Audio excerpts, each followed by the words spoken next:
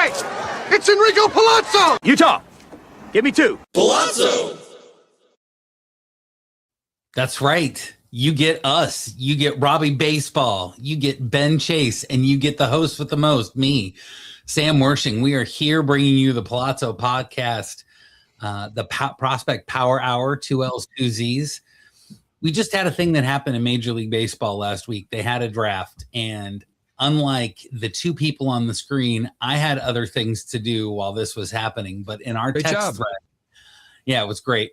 In our text thread, they were blowing it up with all of these different things. So I am excited to learn with you guys live what happened. We don't know everybody that signed. We're not going to get into current events and notes. We'll wait till next week. So Robbie and Ben, say hi to the people and what happened?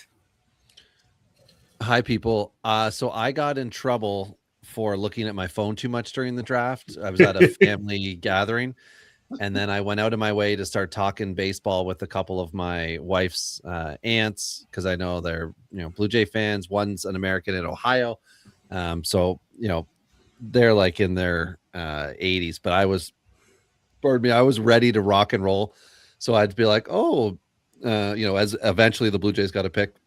Oh, the Blue Jays got this guy, and then tried to drum up conversation so I could look at the rest of them to see what had happened everywhere else, and trying to talk to my father-in-law and stuff about really struggling because my wife kept looking like, put your phone away. But I was trying to say, I'm watching young men's lives change, and fantasy impact to this is going to be huge. So that's what I did. And then they ended up looking at doppelgangers on themselves on their phone. So then I was able to have my phone out, and it was less intrusive. But very nice. So very Robbie nice. was interested in the fantasies of young men. Okay, that's Ben, you're going to dive so much deeper on that than I am the rest of the night. But what were you doing during the draft, Ben? Actually, the great part for me is I had the girls all to my own, my daughters, and on Saturday, and I kicked off. In fact, one of my daughters was still sleeping as the draft started because she slept into almost noon. But nobody got out of bed before 10. So we had a late start to our day and enjoyed sleeping in. Yeah. But that meant that I was up just in time to start the draft. And then my girls came out and I had it on TV, and they all agreed that this was really interesting. And I went, holy shit. My girls actually enjoy the draft. Well, more what they found interesting is the moment that they saw on the little bottom of the screen that it would say the pick is in. And then there was this moment of, okay, so Daddy, who are they taking? And I would give them 4 names. And it took for a while before I didn't have the correct name. But as soon as I didn't, they let me know. Because that's how teenage girls are, is they'll. Oh, wouldn't it have been the 5th pick?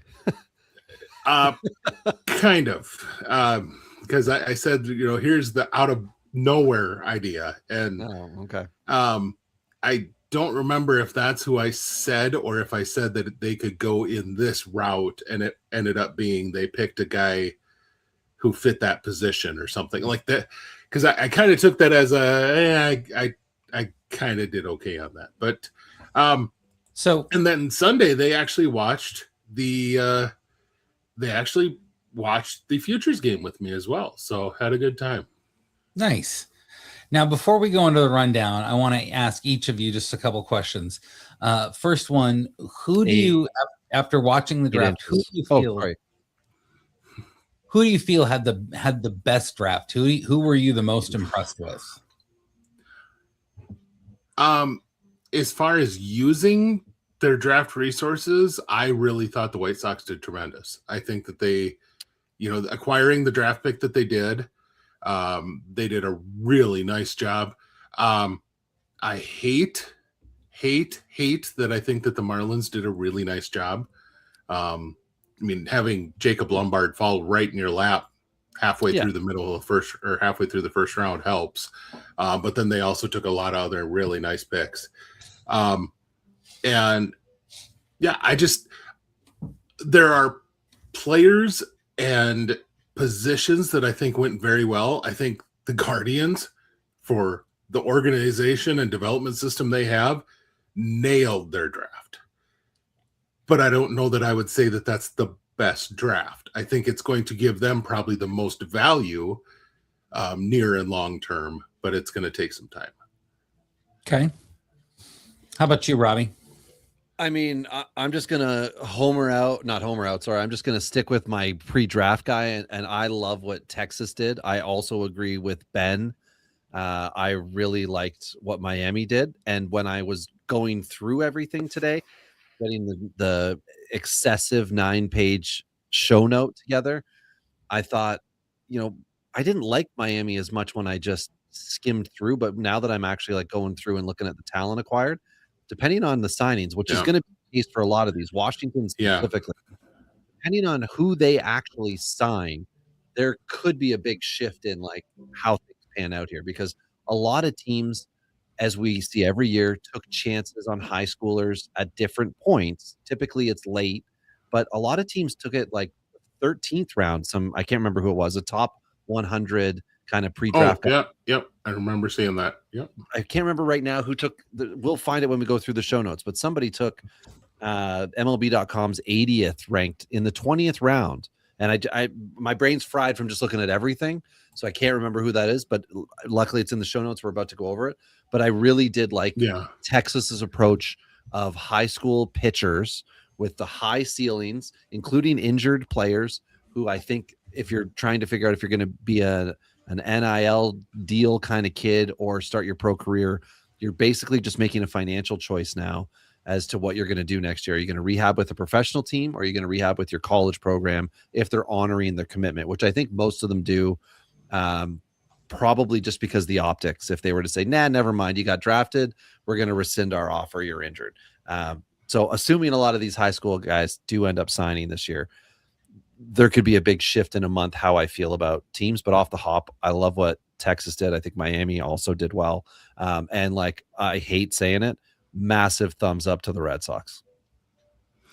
It's weird. The Red Sox, after their first overall pick, great.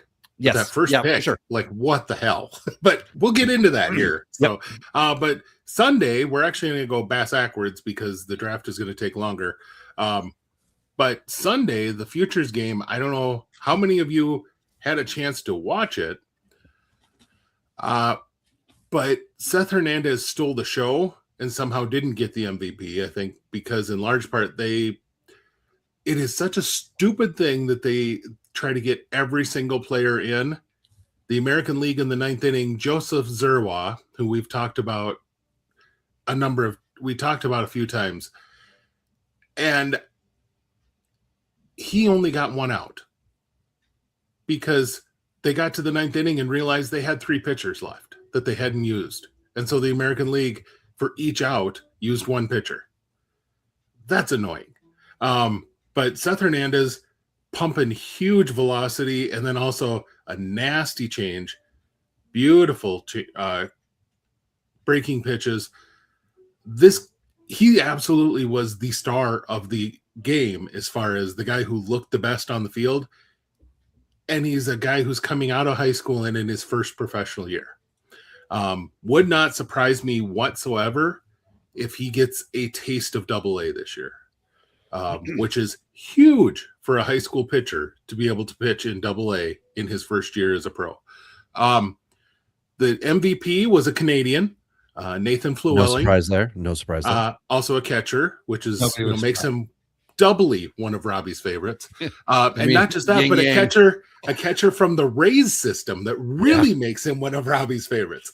But Flewelling is absolutely an offensive catcher and did what he does. He showed the power that he has.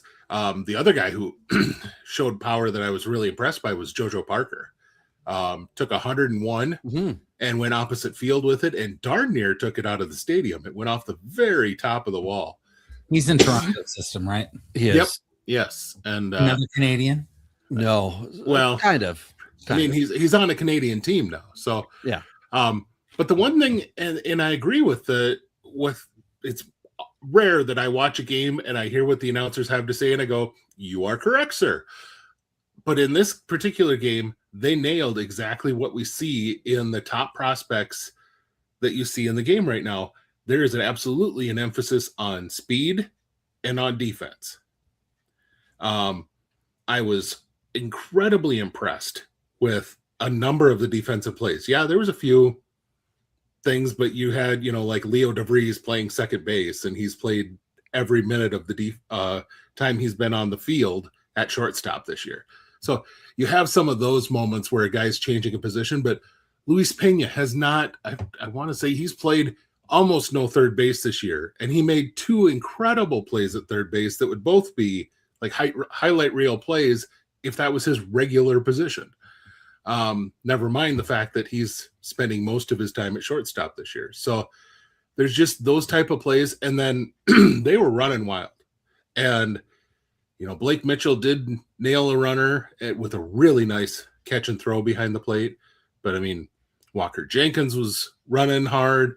The very first run of the game came when Leo DeVries got on base and then stole two bases and then got driven in. So, just excuse me. It's the thing is that fundamentals never go out of fashion. And, we have these athletes that are a lot faster. Not only is their ability to play defense and run the bases, but we have all of this information about how to throw to second base to eliminate runners, how to throw those pitches. And throwing strikes and playing defense will never, never be something I don't want to see.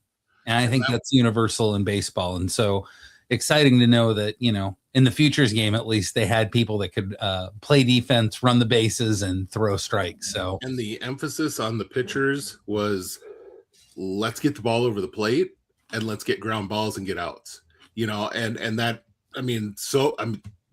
Kate Anderson was a stud versus Ryan Sloan, who I think Ryan Sloan probably has better pitches, but Kate Anderson locates the crap out of the ball and just toyed with guys. Well, how much of baseball is mental? It's such a physical game. You have to be able to repeat things the same over and over again. It's a game of practice and being so meticulous. And what did Yogi Berra say? It's 90% physical and 50% mental. It might be 90-90. You see those two pitchers, and I agree. Ryan Sloan is, from what it sounds like, his arsenal, his selection of pitches, but Kate Anderson has got it. Kate Anderson is smarter than almost anybody else on that field when it comes to baseball. And so, we want to see these futures guys in the pros doing the same thing at a higher level of competition. So it was exciting. Who won the futures game? American League. Okay, there you go. Larry Boa was managing them, and I got to say, Larry Boa was funny as hell when he was mic'd up and he's going out and he's talking to these 18-year-old kids, and all right, well, thanks for that. We got to get you out of here because we got to get so in. Just this whole, it's your grandpa coming out to pull you from the game, which was just kind of an hilarious. Longtime Philly player and manager. Oh yeah, Larry Boa. Yep. All right. So I think we're ready to go into draft now, aren't we? Let's do it. Robbie, you put together an encyclopedia. For those of you that don't know, there are 1,700 pages of notes that Robbie compiled in the last 3 days about what happened last week on the draft. So I'm going to let you take it away, Robbie. Why don't you start with where you want to start? Well, right away I get to pass it off because I wanted to get it out of the way / get my couple points in and run. Atlanta. So what I've done for everybody quickly, no one signed by this point in time. If they have, it's been so fast, but I've got a note on how many high schoolers they drafted. And I've obviously a Canadian count, 13 in total were drafted. That is likely to be a separate show of breaking down the Canadians drafted. But I also have a note if they drafted JUCO guys. I'm sure I missed some. Let me know in the comments or what have you. But the Atlanta Thrashers drafted 7 high schoolers, 1 JUCO guy, and 2 Canadians. Ben, your thoughts on their draft? And 5 of them were catchers. What? They were the big class for catch. Damn it. I didn't think that was Atlanta. And what in the hell? But But the funny part is, when we did our mock, I had them taking Daniel Jackson. I was hearing that they really were high on catchers this draft, and they wanted to fill their system, like get some legit work into their system at the catching position. So I figured there's a number of solid catchers at the top of this draft that they would do that early. No, they waited until the first one was 7th round, and I'm pretty sure he's not going to be a catcher. That's Jack Brenner. He's a high school kid out of Wisconsin, and who's like a 65 runner. So pretty sure they're going to find another spot for him other than catcher, but they did draft quite a few guys that will probably work their way up as backup catcher types. But they went for AJ Gracia with their first pick. Really interesting out with Jacob Lombard, who has family ties to the organization, with his dad playing or being drafted and starting his major league career with the Braves, still on the board. With Gio Rojas, still on the board, a guy who they had expressed that they were very interested in. And I think he came off the board just ahead of them, but I mean, they were sitting there looking. I'm watching this, and all of a sudden, Drew Burris, Jacob Lombard, and Gio Rojas are all on the board, and the Braves are about to pick at number 9. I went, holy crap, could this have gone any better for the Braves? And they went with none of those guys. So I just went, oh, shows how much I freaking know. The high schoolers is very interesting. You noted 7 total. 5 of their first 8 picks were high schoolers. That's a very different strategy than what the Braves typically employ, but they went for college right away, and then really hit the high school pitching market strong. I'm quite pleased to see some of the names that they pulled off, because these are guys that I think are going to probably be well over slot. And so are you getting a guy who should be the 40th overall pick, and you're getting him in with the 84th overall pick, things like that, which that's an impressive haul as far as talent that they got. We'll see how many of these guys sign and what they sign for, but Atlanta has, I think, 5 straight years where they have signed at least 19 of their 20 draft picks. So they pretty much always go in knowing who's going to sign, and they fill out their draft board that way. And I think it's been 5 years since they won a World Series. So maybe they should draft better and not sign as many. I don't know. From the Mariner fan. I love it. Wow. I love it. Oh, that's right. Hey, I have no soul. Have you seen how my team has been playing the last 2 weeks? They're 2 for 30. Wow, dude. 2 for their last 32 with runners in scoring position. Like, they don't deserve to win another game ever. I can't stand them. So that's my Braves wrap up. I did, you did mention the Canadians. Carter Beck is a guy out of Indiana State. He is originally from Canada, but a college outfielder, and really liked that pick as far as raw talent. And then their other guy that they got from the Canada is actually a high school pitcher that they got in the 13th round. And the Braves have tended to do very well drafting and developing Canadians. They have a number of them in their system that have done very well, and not just Eric Hartman. But we'll see how this goes. I was actually, if we want to go late on the Braves, the 11th round pick of Ryan Barker, I love that idea.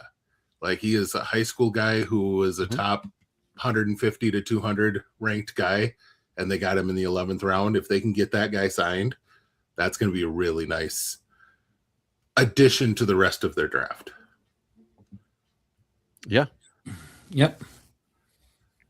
All right. So the Braves got a lot of value in their draft, is what I'm hearing. The trick is to sign them. Yeah. 100%. 100%. So and develop them, and the Braves haven't always been great at developing hitters, but they got a good selection of guys that they can play with. This, like I said, a guy like Jack Brenner is going to be interesting. They picked a number of athletes like that who very well could end up at a different position than what they're drafted at right now. Yeah. So it all depends on how they end up adapting to that down the line. So, okay. All right. So after Atlanta, who do we got? Arizona. How? and they started with a catcher. Woohoo! Yep, 6 high schoolers, and I really hated that they took a catcher when I know there were spots where he was ranked high-ish, but I didn't feel it's not the right, to me, not the right pick for an organization that has young catching, and they have young catching talent. Now I know everybody wants as many blah blah blahs as you can get. I get it, but they did draft 11 pitchers, so it was a relatively balanced draft for them. I honestly need to see who signs. I need to see what the makeup of this is, because with that many high schoolers, there is an assumption from me they're not signing 6. And depending on who they are, I don't want to say they've done well or not until we know exactly what's up here. But I do think it's interesting that they only drafted 2 in the 11th through 20th rounds. Yeah, those guys are early picks. Yeah, which again goes back to the idea of you must have had conversations with them that there's not going to be signability issues here. But again, like, things could change. They didn't seemingly draft anyone late that could be a steal on paper right away. So I would say, as the kids do, their draft was mid. Oh boy. There we go. Let's get on to Mikey VA's Orioles. 8 high schoolers, including 3 late, no lefty starting pitchers. They had 2 righties and a gentleman named Victor Salazar, who's a lefty hitting, lefty throwing outfielder. Ben felt like Baltimore has regressed within their draft results as the guys that we were loving all the way back to the 2020 draft. So let's go all the way back to Heston Kierstad and beyond. We have seen things pop up that have been good. We have not seen a steady flow. Kobe Mayo's struggles and things of that nature. So I'm not sold on what they did, but there is no perfect draft medicine here. But is there anyone who stood out to you? The Booth pick to me was surprising. Definitely. Expected college there. He was the number 7 overall pick, Eric Booth Jr. And what's to me silly is they have about 4 guys who have this exact same skill set in their system already. Yes, maybe not as high a ceiling with that skill set as Booth has, but they haven't exactly developed Enrique Bradfield Jr. tremendously well, and it's a very similar skill set. Every single draft pick they had in the first day, so that's the first 4 rounds of the draft, every single one of their picks, I went, oh, this would be a good spot for them to pick, and it was nowhere near what the guy I thought, oh, this would be a good spot for them to pick up. And the thing that really bugs me, all this early on, really good lefty arms. They need lefty arms in that system. Like, it's a deficiency that they have. And their first 4 picks, or first, 5 picks? 5 picks before they got a lefty pitcher. Before they got a lefty pitcher. And from what I understand, that's very likely a signability pick.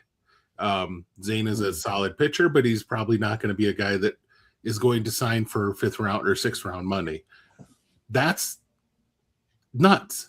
That's just, to me, that's, this is not that you should draft for need, but when there are players like that are available that fit what you need, it seems like that should be kind of where you go. It's, in the NFL, it's like going into the draft with needing a quarterback and finally getting one in the 7th round. Like, wait a minute, what? Right. Why aren't you filling this? But I hear this all the time when we talk about organizations where they will acquire a player and the comment is they have a lot of people with that makeup already. And so I think we found something that the Orioles value. That makeup must be something that they are looking for, they are strategizing for. So who knows, but they don't develop it well so far. No, at least yet. Like they haven't shown that they may like that skill set, but has not shown up so far as a skill set that they then take and turn into a successful major league player.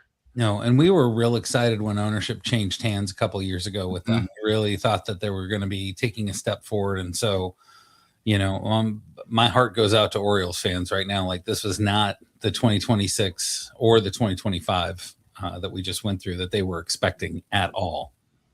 So the Red Sox, you guys like the Red Sox draft? Yeah. Yep. Say more.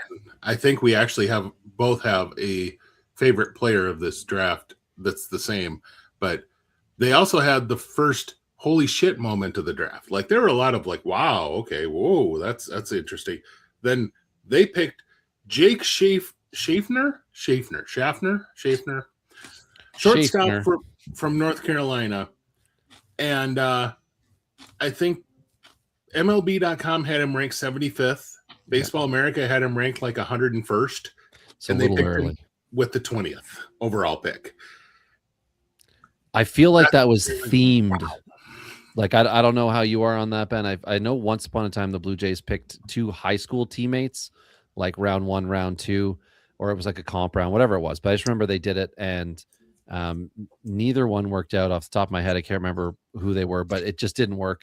And this is the college version to me of get your guy, which I guess is Schaffner. They must have also thought they can save on the $4.37 million signing bonus, perhaps, to do what they've done later on. But then they picked his teammate Owen Hall, which I did like that. 67. I thought that was a nice spot for him. That's a pick appropriate for sure. My fascination with them was 6 high schoolers, and they were like, what's worked for us? Drafting some big ass college pitchers, but they're like, let's just draft big ass pitchers, period. So round 5, Lucas Davenport from Baylor, they got him. He's 6'6", 230. Round 6, Brett Landman, something Christian, Texas pitcher. You get the idea, guys. A lefty. Christian. Yeah, a lefty, 6'5", 230. The theme continues in the 7th round. Guy out of Florida Atlantic, Kaid Atuyui. Should have let you say that, Ben. Lefty. Thank you. He's got a little attitude-y. 6'1", 190. That's a tiny guy. That's a little guy. That's compared to the rest of their draft kit. But but round 8, they came right back with a Cal Poly guy, Josh Voldemir. I'm not saying it right on purpose, just so we know. 6'4", 210 lefty. And then I think perhaps my favorite pick was Caleb Lefevre, right-handed pitcher, round 10 pick. I pulled up 2 different scouting reports that I had mashed them together here, but like, we got 4 pitches, we've got super projectable, we got all the things you want and all the development that needs to happen. Boston may be able to, squeak one out here with a later round pick. I was super impressed at how they went about this, especially considering the like BS that's happened within that organization this year and how they were supposed to compete and have like 8 or 9 starting pitchers by this time in the year. And they're struggling to put 5 out there. They just put Patrick Sandoval back in the lineup after signing him to a 2-year, $18 million. Like they understand what they need. They are attacking it. The opposite of what we just talked about with Baltimore, and they're in the same division. How will this work out in 3 years? To be determined. But the comp on Lefevre is Jacob Mizrahi.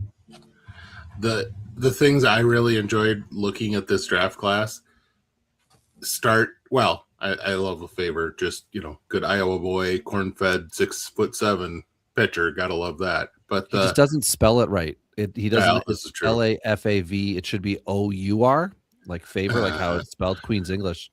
But the interesting thing here for me, 11th through 20th round, 3 high schoolers and a college sophomore. Not a single college senior drafted, which you got to know that you're signing most of these or all of these guys if you're willing to pull that trigger, and not have anybody who's signing for 10 grand. You know what I mean? Right. Yeah. But that's, yeah. So it was a very good, like you said, the first overall pick their first pick was what the hell. But then after that, they really had a solid draft. Every pick after that, pretty much. Yeah. Okay. I like it. Cubs. Right. Yeah. 2 high schoolers, 1 guy from the Carlos Beltran Academy in Puerto Rico. which is America. Other than that, I didn't walk away excited. This is one of those, let's see who they sign. Let's see what they're up to. Was there anyone for you, Ben? I mean, I really thought it was interesting that they went for Miles Bailey. I mean, kind of a first base only guy, 6'4", 260 right now. And right, that's a boy that's going to grow some still too. But Uncle Ted's probably happy they got Caden Sorrell with the 62nd overall pick, which I actually thought that was a pretty good spot to get him. And of course they were smart and they drafted a gopher pitcher. But other than that, their draft is a lot of, oh, okay, yeah, okay, that works, I guess. You look, you're like, oh, okay. There's nothing that you were like, when they took Cade Townsend, there were a lot of guys sitting on the board. I went, this would be a home run pick for the Cubs. And, that's just, I think Sorrell could turn out to be that for them. But other than that, I don't think that there is really one in this draft for them. Yeah. Not at the moment, not immediate reactions. No. So next, from one Chicago team to another. And this was one that you guys both liked also. And part of it is they picked, and this starts a theme that we'll get into here, but they picked up an extra pick by trading Jacob Gonzalez just before the draft, which allowed them to have a lot of extra money to play with. Rock Chalosky, number 1 overall pick, big fan of what he can do on the field. I think there's a future major leaguer here, regardless of whether he's a superstar or not. But they started the theme of, they picked Landon Tomey with their second round, Jim Tomey's son. Yep. And a lot of those type of guys went to teams that had a tie to their dad or their uncle or whatever their name was, and we'll get into this as we keep going along, but the Brewers drafted CC Sabathia's son. The Yankees drafted Andy Pettit's son. The Giants drafted Barry Bonds' nephew. It's just a lot of these type of tie-ins throughout the draft as far as the guys who had, big league ties. They ended up drafted by a team that had a tie to their family, which I thought was really kind of neat.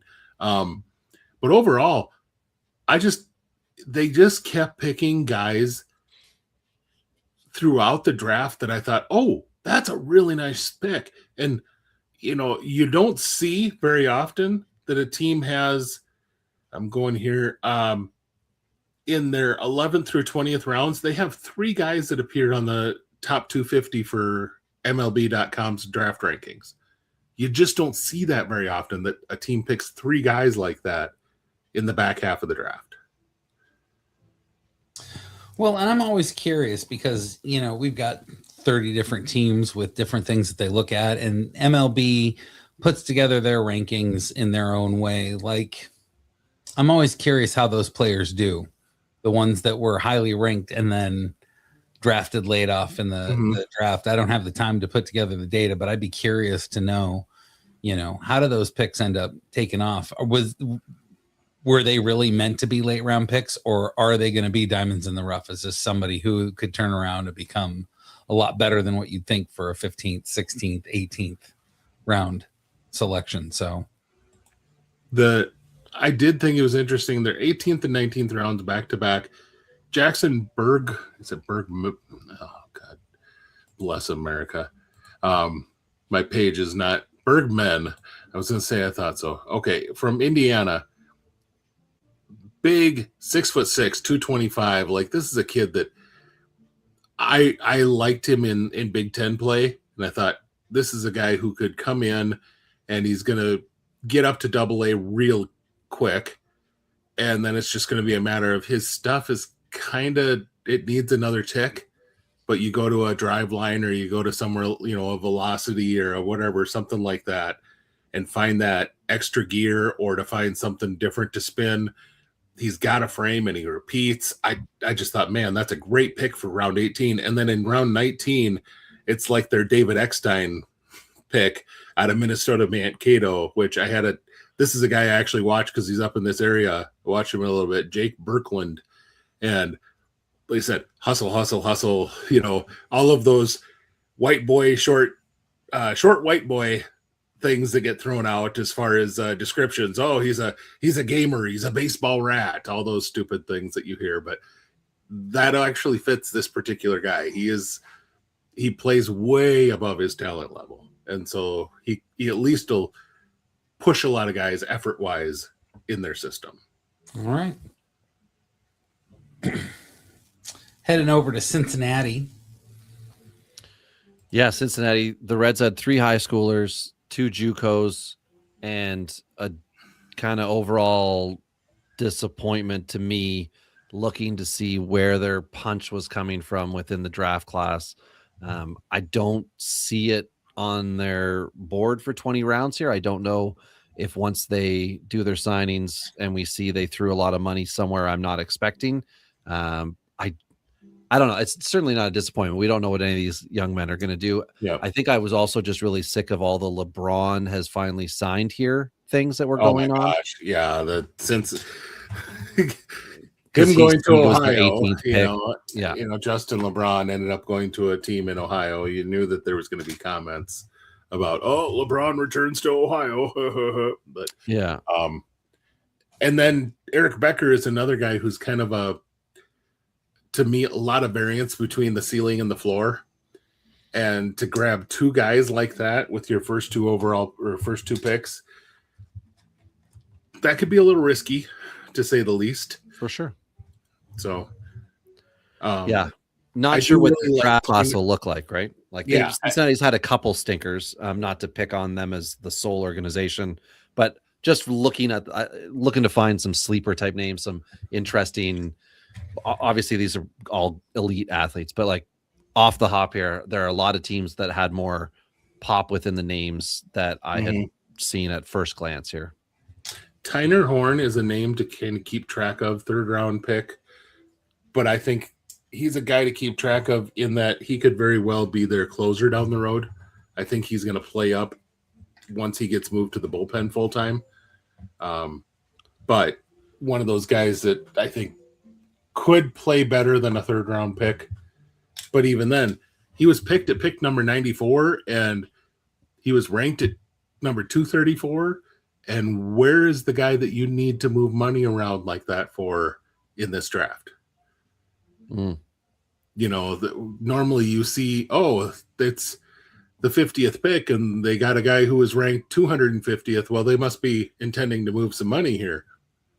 Where in this draft? Where do you see that is going to require money? Now, they did get a high school kid in the 18th round who was actually ranked. Maybe they know they've got to sink a bunch of money in there. I don't know, but just kind of weird. Well, Cincinnati's always kind of done whatever they wanted to do. So I'm real interested to see how that one's going to play out. For an organization that's always touted as being a pitching development place, Cleveland drafted 13 out of their 20 picks as pitchers. You guys want to talk about that? Oh, and the 2 that they got 1st and 2nd round are beautiful for their development system, I think. Yeah. Schmidt's good. And then Sims in the 7th round might be a special pitcher.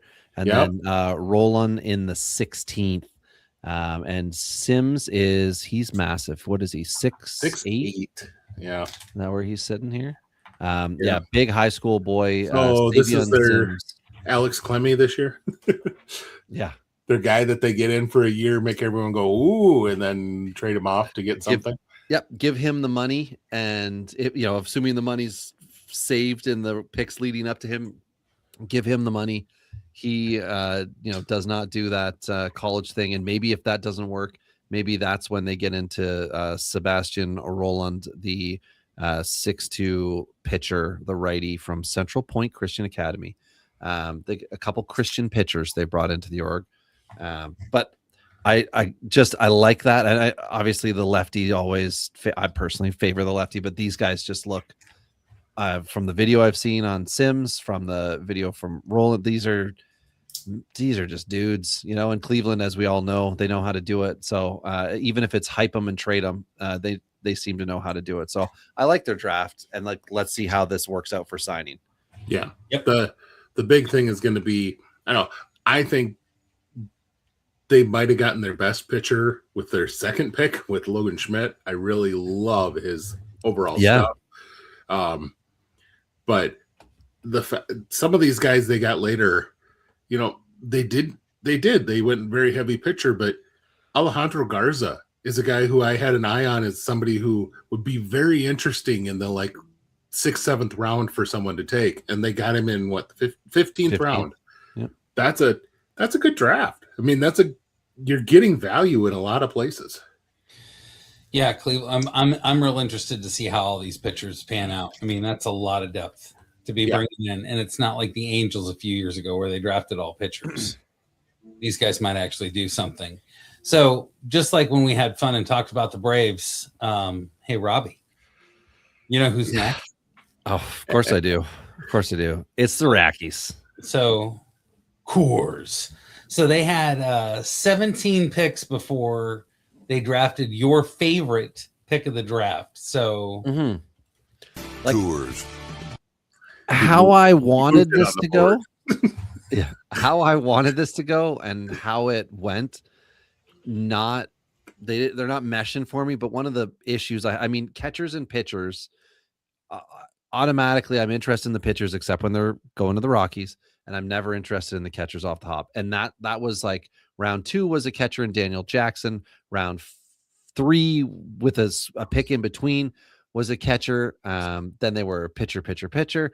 And it just hurt my feelings a bit because last year they drafted some like, you know, pliable outfielders. They did some other things, but it wasn't until we got all the way to the 18th round and Blake Bowen, high school outfielder, where I was like, hey, a ceiling pick, a guy that you can try to make into something special, which when you're within the Colorado system, the stat lines can always be deceiving and players can look better based on where they are. And, you know, I've talked about it till we're blue in the face. AA is the kind of settling ground for all that. And I would like to point out, everybody go look how good Kyle Karros is. Please and thank you. Continuing. So there's obviously projectability and all the fun words we can use here with this. I would love to see Blake Bowen sign.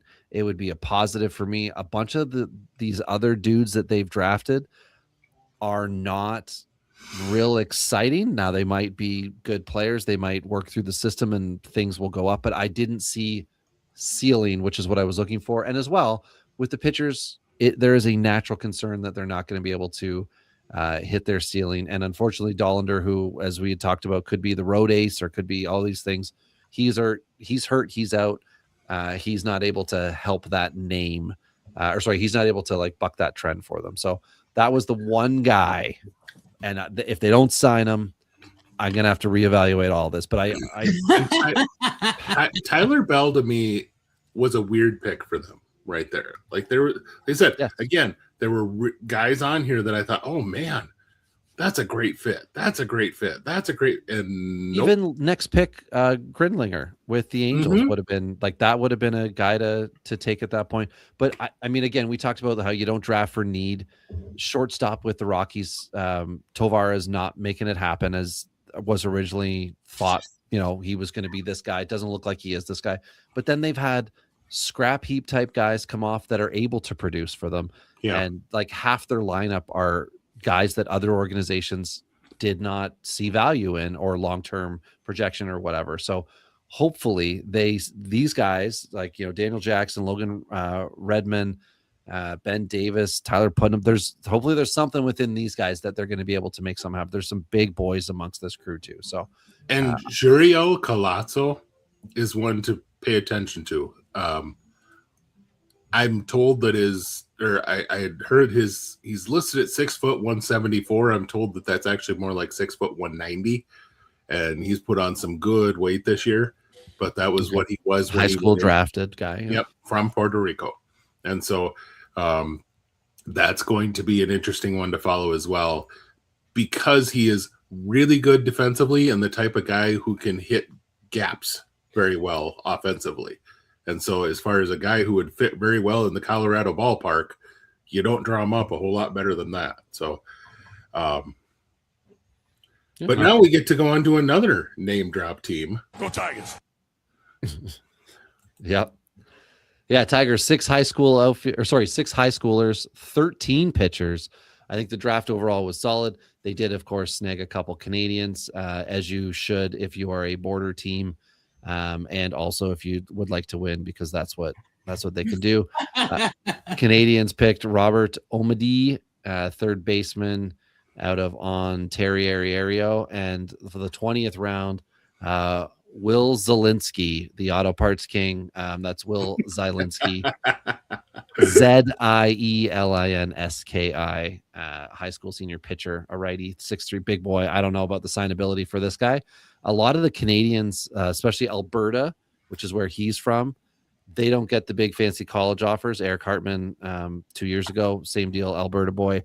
So it's possible that once the scouts have seen talent somewhere, now there's more trips going, out that direction. We'll talk about a Saskatchewan boy drafted later on tonight. And it's great. It's great for Canadian baseball. A guy that was playing in the, CPL here in Canada was drafted during the All-Star game while he was playing. They announced it on the scoreboard that he got drafted in the 10th round. Oh, very cool. Yeah, so I saw that little highlight and thought that was great. It But used to Detroit happen all the time when the draft was during Omaha. That they would guys find out get interrupted during the, they'd be playing and all of a sudden, hey, you're the 3rd overall pick. Great. Okay, I gotta go out and face this guy throwing 98. I was just saying, I got to protect myself. Myself. Yeah. Or you become teammates with somebody on the opposition. But anyway, the first round, like fluky, college RP, cool. Yeah, sure. Dempsey, 3rd round, or competitive balance, sorry, same thing. It looked like their 2nd and 3rd, LeBlanc and Dempsey, were scouting picks for the org, as well as their 4th, Dominic Pellegrin. That's their high school pick. That's early for them. We'll see, man. We'll see. I wasn't blown away, but I thought it was all right. They have one guy that I think you might enjoy down the road, who does have some pro connections, but this is one of those rare one that he didn't end up actually going to a team that was connected to his family member. You guys remember a utility infielder named Luis Alicea? Yes, played for the Cubs for a while. Yeah. On other teams. This is essentially a cousin, Edwin Alicea, and what makes me giggle when seeing this, Luis Alicea was like 5'0" nothing, 100 and nothing, little tiny middle infielder type. Edwin Alicea, 6'5", 240-pound lefty pitcher. And I thought, well, there's a little difference. So, but looked up, I tried to find anything I really could on him, and it just sounds like projectable as all get out. Sitting like low 90s right now, but his pop 98. So if he can consistently get more like 95, 96 instead of 92, 93, well, then we got something different to talk about. So, but yeah, I like the fluky pick. Somebody made the comment that the fluky pick was their hedge against losing Scooble, and I'm like, yeah, right. Because because this rando that you're getting with the 22nd overall pick is going to replace a 2 times consecutive Cy Young Award winner. Good luck with that. So, yeah. Could You want to talk cheaters? You want to get into it? They're not cheaters anymore. But we're still cheaters. I will say this draft confused the ever-loving crap out of me, except for one thing. They got the South Dakota boy. Okay. Jack Radel. Sorry, everybody. Pick. 1 second, Ben. This is the Houston Astros, who I've referred to as the cheaters. Yep. I had one player of interest. Ben, who is your player of interest? Jack Radel, who is from Sioux Falls. I've actually got to cover him and have pictures of him pitching against our local squad. He ended up, after high school, going to Notre Dame and was picked 28th overall. And he's kind of a high floor sort of arm. I think this is a guy who I don't know that he'll ever be a number 2 starter, but the type of guy that could fit very well as a number 4, number 3 down the road. Big guy with good solid body and mechanics. So it'll be a guy to cheer with or cheer for me, because he's, local South Dakota guy. You want to always see those guys do well. But the Logan Hughes pick to start, when a number of guys that they had talked being interested in were on the board, was weird. Especially as much as they talked up how badly they wanted what's his face? The third baseman the Dodgers got. Bo Lawrence. Yes, Lawrence, yeah. And that was all over the place. And then 3 teams I thought he was going to go to until he finally went to the Dodgers. But their draft is, what I will say is their draft is one that I really like in the back half of their draft. There's a lot of interesting stuff there. Jack Beck is one that I think could be very interesting as a high school shortstop that they got in the 13th round. James Tronstein is one that was ranked pretty well and was drafted in the 15th round. You'll just have to see if these guys sign, obviously. Right. But, and then like you mentioned in our show notes here, Peyton Fien, these are guys that could be very interesting and could make this a lot better draft for them very quickly. Yeah. And to me, Fien initially, I was like, oh, he's a JUCO. Okay, let's go see what's up here. And then as I went through it, he kind of seems to fit the mold of the guy that the Astros just produce. And they don't all come up to the top and like stick around forever and then have arm issues and then throw curveballs, and they're called Lance McCullers. There's other guys who can just like help the organization along. And he might be one of those guys, but as a sophomore here, fitting that mold of he's whatever, the stuff moves, he's got the ability to get better, fastball, breaking ball, changeup. I'm interested in the idea of a guy like this later on for an organization that has taken the not first, second, and third round pitchers with consistency, but has made the guys taken later and the J2 guys or J15 guys and made them into something, in addition to having highly touted pitchers develop too. They have the ability to do it. He's the one that kind of stood out. I'll be keeping my eye on him. He sounds pretty interesting. Yeah, JUCO guys, you can't give up on them, right? They're just high school dumb, right? That's how they end up at JUCO. It was told to me a long time ago of the some people go to community college, like in Canada, college and university. You guys call everything college. Is that correct? Well, where did you go after high school? You just call it college, right? Yeah, like I went to college at the University of Washington. There you go. Yeah. So in Canada, there is a big distinction because for a while, you could have a 5th year of high school in Ontario, where you could gain Ontario academic credits, which went towards your first year of university. And that's how the only way you could get in is if you had 6 of them. So anyway, all that to say that there is a distinction amongst generations as to you go to college, you attend there. That's more tradey. You go from there right into the work field. You go to university, your theory-based learning, blah, blah, blah. So JUCO guys to me are interesting because that they're going to be athletes. They just weren't given the golden ticket straight out of high school. So, right. Ben, I don't know. Moving on to KC, I'm confused at this one because I didn't know what they were going to do. So none of it was going to be like, yeah, that makes perfect sense. But 4 high schoolers, 9th round, Jamden Johnson could potentially be a steal. I like that one a lot. Yeah, they drafted Rose earlier than expected. Rab or Rabe, however you'd like to pronounce it. But I really liked what round was this guy picked in. I've already nixed him off. Good for me. Ruined my own note. Devon. So there we go. Hudson Devon, 19th round. So Hudson Devontae, pitcher, righty, 6'5", 200.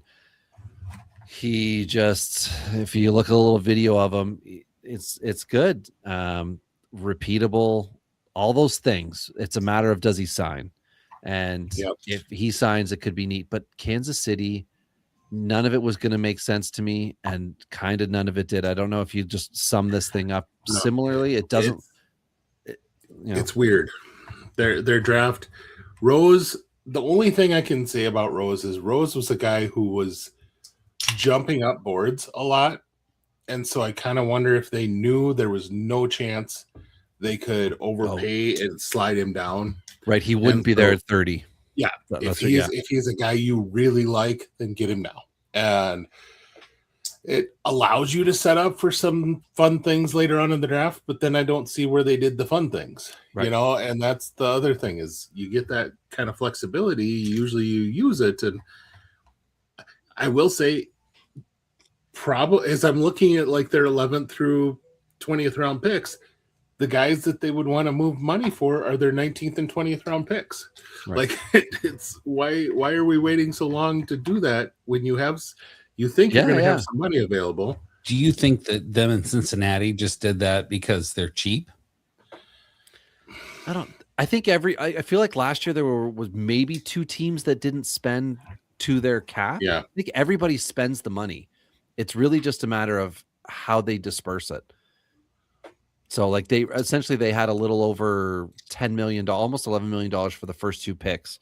If they're able to get Rose for less, then maybe that helps them shore up those last couple picks Ben's mentioning. If not, then I don't know.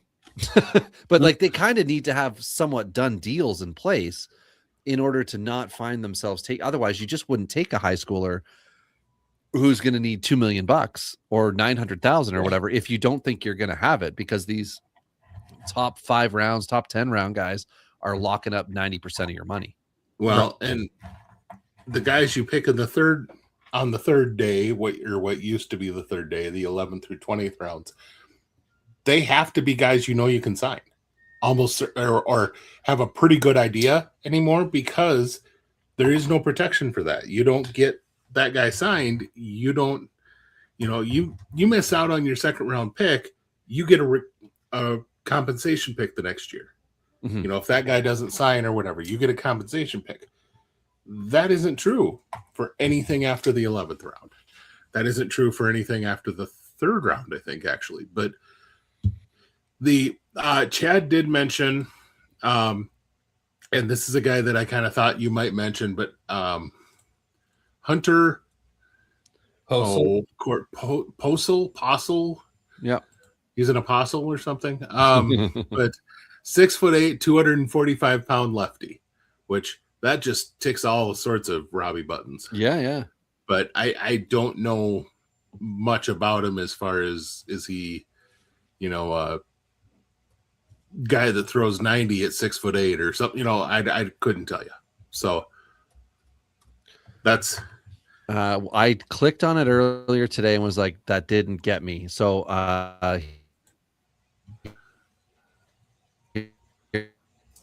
here we go for this year. 67 innings, 65 strikeouts. So you're huge, but you are not deceptive is what I'm getting from that. 3.21 ERA. So you're all right. Starter. Great. Excellent. We all want that. 26 walks. Sure. We're good on that, but gave up 8.4 hits per 9. So they're hitting you. Like it's project, right? Maybe they see there's something they can tweak to like unleash, but a lot of, I can't remember who, we'll get to them. There's one team that I think just picked relief pitchers when we get there. And they were a weird one, but I think we've got a couple quick ones here. If we go to LA, the Angels draft, we kind of talked about not knowing what they were going to do last week. 3 high schoolers, Grindlinger or bust is kind of how I'm looking at this draft. Sammis, I believe is the correct pronunciation, Sammis, in the 12th round is one of those project long-term guys, assuming they throw the money at him to do it. But it didn't seem to be a different theme for the Angels. It was just like, okay, this isn't your full-time front office, I guess. So this is what you did because when, shit hit the fan and somebody came in, you're real close to the draft. So you didn't like hammer out a bunch of high school guys that you're going to look to sign and then put those guys deep in the system for the next person to come up. You didn't draft a whole bunch of college guys that you're going to try to assign to A-ball and see where they move. rest of the season, you just like splattered some dudes across. And I don't know exactly, obviously they're spending over $10 million in this draft. I don't know what the hope is long-term from this class. Find it very interesting that they announced Grinlinger as an outfielder, not a two-way player. That's kind of interesting to me straight off. But that means that their first 5 picks were all position players, which that's a little rare for them. They've normally been one. I mean, obviously they had the draft that we all remember where they drafted nothing but pitchers, but like 19 pitchers, I think it was. They've gone for pitching early. I do like the fact that they at least grabbed someone who I was curious where he would land, and that's Jackson Willits, coming off his very strong performance in the College World Series, and the brother of Eli Willits, who was the number 1 overall pick. They ended up getting him in the 5th round, which I've thought that Willits is probably a high floor utility infielder type of guy. But if you get that out of a 5th round pick, that's actually still pretty solid value. Yeah. You know, if that's what you end up getting out of that, that's a pretty solid pick. But yeah, the rest of this, I don't know. Like you said, weird. That's a really good description. Yeah. Okay. Crosstown. Dodgers 3 high schoolers, which I don't know over the last 5 years. I feel like that's low.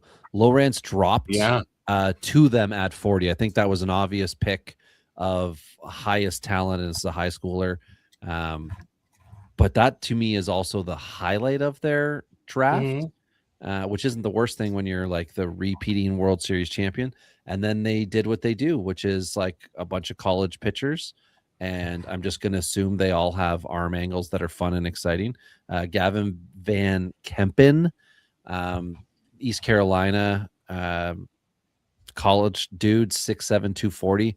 Just in description, I'm going to have to look that up, but I wasn't seeing, again, we'll get to him very shortly. I wasn't seeing the like names later on and sprinkled throughout the draft that I was like, oh, okay, there we go. Or like, I remember that name, or I looked that up for our mock and like, somebody felt. I just didn't see it within the Dodgers, but we all know they know what they're doing. So I'm not going to question it. I don't see it today. Ahmed, I don't know. Nasser, AEMEDNASSER. High school pick and born in Venezuela. Really interesting guy. 6'4", 191 are the measurables, but does get a lot of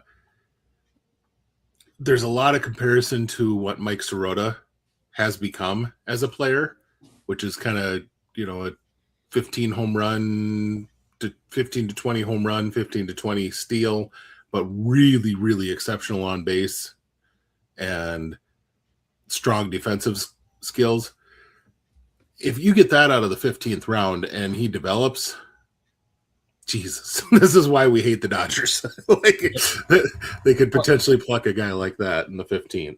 I thought it was really interesting that both of you guys were kind of meh about the Dodgers draft because they're like the Milwaukee Brewers. They always just seem to have names that are popping out and people really are interested in. So I'm curious to see what we think about this draft in a couple years from their perspective. Growing cross country, the Marlins, another team that you guys mentioned at the beginning of the show. Let's talk about them. Yeah, 2 top picks has been mentioned. They're great. After that, they kind of switched from their thing they've done of like getting pitchers with high skill sets and whatever. They had some college pitching, of course, but also high school hitting. Interesting. 8th round pick, Rintaro Sasaki, who you will know as the fun one. Yeah, you'll know as the first baseman from Stanford, best known as the Japanese high school player who crushed all the records and then said, I want to go and learn the English. And he came over and went to Stanford and excellent excellent eye, a power bat. He, to me, is a real neat pick early on. And I think everyone in fantasy, I'm sure he's going to end up with like a top 75 ADP in your first year player drafts, simply because they're going to be like, well, it doesn't matter what he did. Now he is the Japanese guy who's available for me to draft, and I'm going to just take my money. You know, that meme. But I still think he is an interesting guy, and he came over for a purpose, like we have seen some veterans do, where they want to know they can cut it. He just came over much younger and was able to do it in college. Like his line is great. I can't remember. There's somebody else here whose line I just like cut and pasted. Oh, we'll get to at St. Louis. I was like, that's just too good. I'm not writing it in, but I want to reference. So his line's similar. Good pick for Miami. Yeah, and I'll be that idiot or not idiot. I'll be that super genius, whichever way that goes. I will be picking him probably in the 3rd or the 4th round, depending on how the hype goes. Yeah. So and like he'll get assigned. He'll get 100 at bats by season's end for sure. Oh yeah. Their 11th round pick is kind of fun just because he's from Switzerland. I mean, I can't tell you a whole lot about him. Just he's from Switzerland, and that's kind of fun. So that's not a place you normally see a whole lot of major league draft picks from. Yeah, Panama, Japan, Switzerland. They got some. Not at all. Puerto Rico. Now, let's go to the middle of the country to a team that. I mean, I was going through baseball cards today, and so many Milwaukee Brewers prospects that you wouldn't have talked about a couple years ago are just killing it. So I'm curious what you guys thought about their draft, because I'm of the opinion now that they don't make a lot of mistakes. Which they kind of need. That's about the only thing that keeps me from ranting and raving on this, or not like in a positive way, but like ripping on this draft. Yeah. Is I trust the Brewers because what the hell? Like, value wise, so is Strasnight in the second round was a great value pick, but everyone knows that's going to be a whole lot of work you got to put into developing that guy. Trey Abel was a jumped pick. Kyle Jones, another guy that's a lot of development is going to need to go into him, but the upside is big.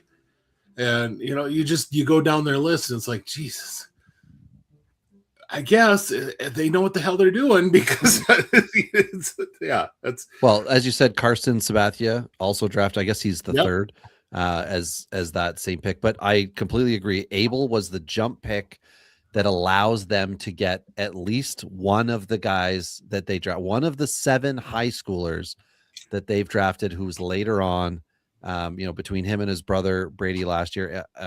Trey is allegedly the better of the two, the more complete player.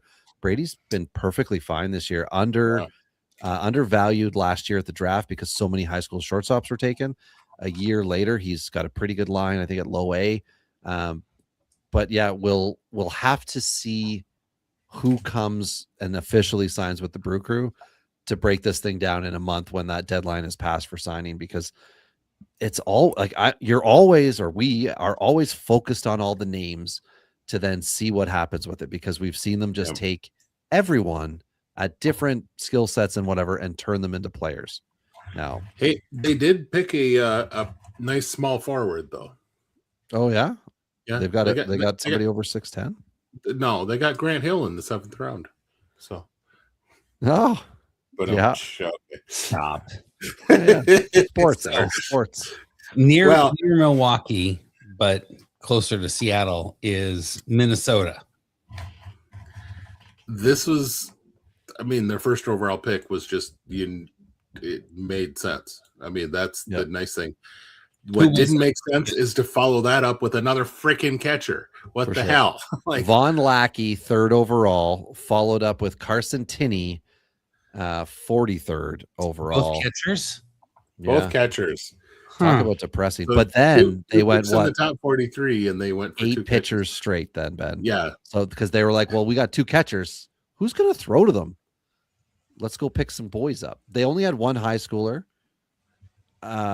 I gotta take a better look once we. But they had a lot of ranked guys, a lot of guys who were kind of well thought of that they picked up in the first 10 rounds. So could be one of those things where the Tinney pick is more we need another catcher in the system, and we need someone who's going to sign for significantly below value, and there we go. But I mean, he's a 73rd rated player, and they got him with the 43rd pick, so you can't think that there's going to be too much of a haircut there. Right. But their day 3 to me is where I'm a little, I guess depressed is not the right word, but not a single high schooler in You're the entire. Not mad. You're just disappointed. Pretty much, as a good parent, I'm not angry with you. I'm disappointed. Poor choices. You're making some poor choices. But a lot of guys that there were better options along the way. And I think the one guy that I really liked that they took, which is a name that I should make you say, PJ Moutsoridis, out of Arizona State. I have a feeling he's going back to school. Okay. And so that could end up making this draft look even more what the hell. So, right. The Lackey pick, I love it. I think that's a great pick for frankly what the organization needs, plus the talent. It's kind of a perfect combination.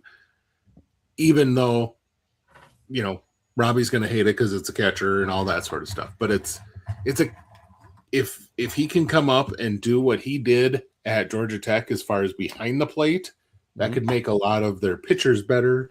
That could help a lot of things that help us out as fantasy owners. Can he heal pitchers? Because that's something Minnesota needs as well. They need a healer, a shaman. I don't think I saw any scouting reports on that. Maybe nothing with it, Sam. Maybe he's a 35 out of 50 for herbs and herbal remedies. Yeah. Like I don't think that's a thing though. So that's great. I will say one thing. Okay, I'm going to say the thing. Von Lackey, this is going to be likely an interview that you will hear on Black Diamonds with Bob Kendrick from the Negro League Museum.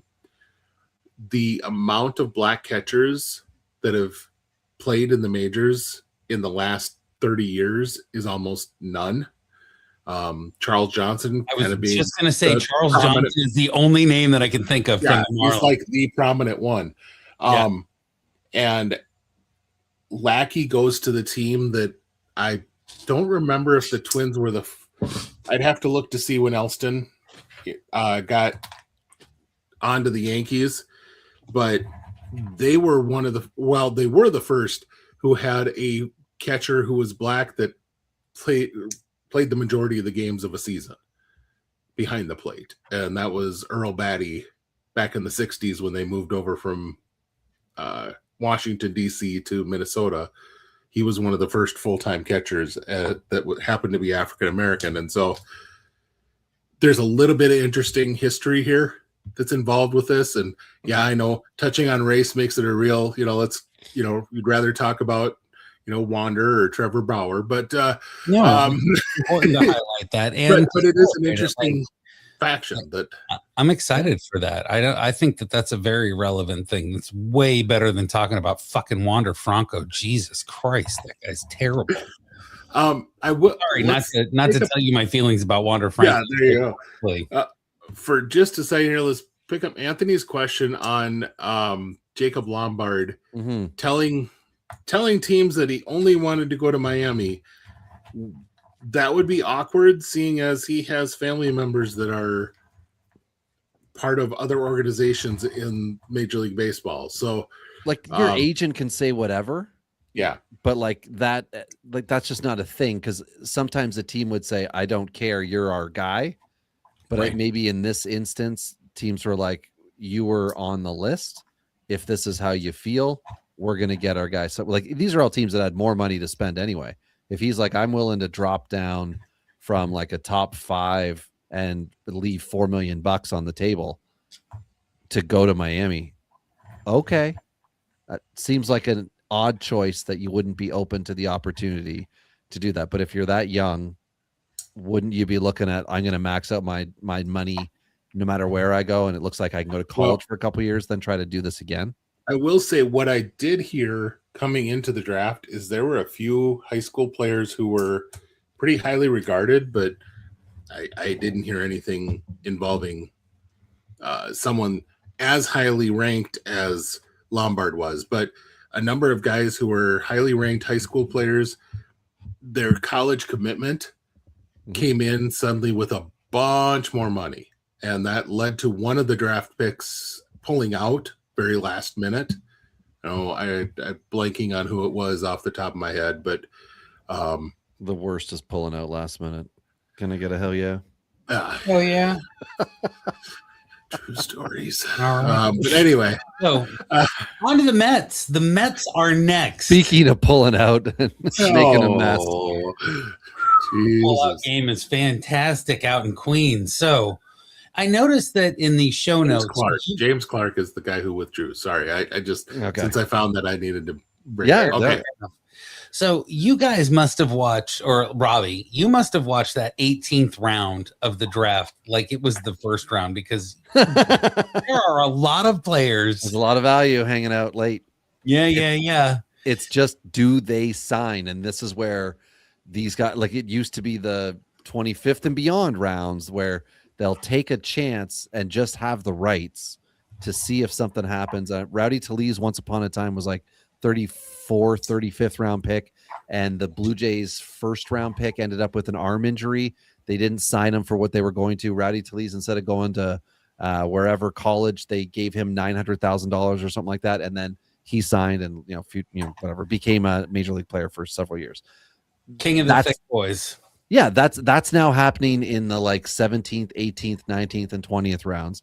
Are guys who would have previously been flyers, who would have needed to have things fall their way. It's now happening here, and I'm assuming that teams are making these smart choices to make this happen, with higher degree of likelihood they'll sign the guys. Because the Mets, to me, favorite pick is outfielder Marcus Ward. This was the team. I think every single person they drafted, every pitcher, has more likelihood of either continuing their career as a relief pitcher or falling back into it. But I think the Mets are also trying. They're setting up the clinic of like, we love what this pitch is from you, or these two pitches.